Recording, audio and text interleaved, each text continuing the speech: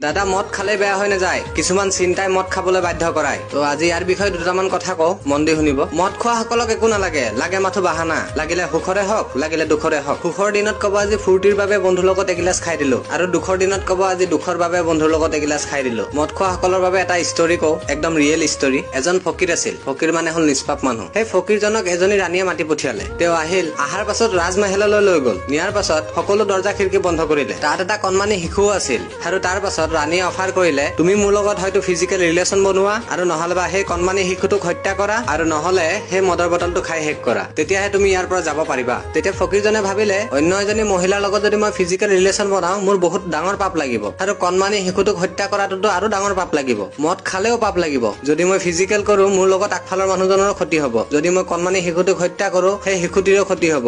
মদ খাই দিলে অকল মোৰে ক্ষতি হব, সেই বুলি সেই মদৰ বটলটো খাই শেষ কৰি দিলে। আৰু তাৰ পাছত তাৰ চকুত পৰিলে ৰাণীজনী, ইমান ধুনীয়া চেহেৰা দেখি সি নিজকে চম্ভালিব নোৱাৰিলে, আৰু হৈ গল তাইৰ লগত ফিজিকেল ৰিলেশ্যন। আৰু তাৰ পাছত তাৰ চকুত পৰিলে সেই কণমানি শিশুটিয়ে তাক সেই ৰিলেশ্যন কৰা দেখিলে। শিশুটিয়ে বাহিৰত মানুহক জনাই দিব বুলি ভাবি সেই শিশুটিকো হত্যা কৰি পেলালে। যিজন মানুহে 3টা পাপৰ পৰা এটাও কৰিবলৈ ৰাজি নাছিল, সেই মানুহজনে মদ খাই গোটেইকেইটা পাপেই কৰি পেলালে। তেতিয়াহ'লে ভাবি চাওক মদ খোৱাটোৱে কিমান ডাঙৰ ঘটনা কৰি দিব পাৰে। গতিকে মদ খাবলৈ এৰিবলৈ চেষ্টা কৰক। ধন্যবাদ। भैया 5 किलो वाला हटा दिला दो भैया।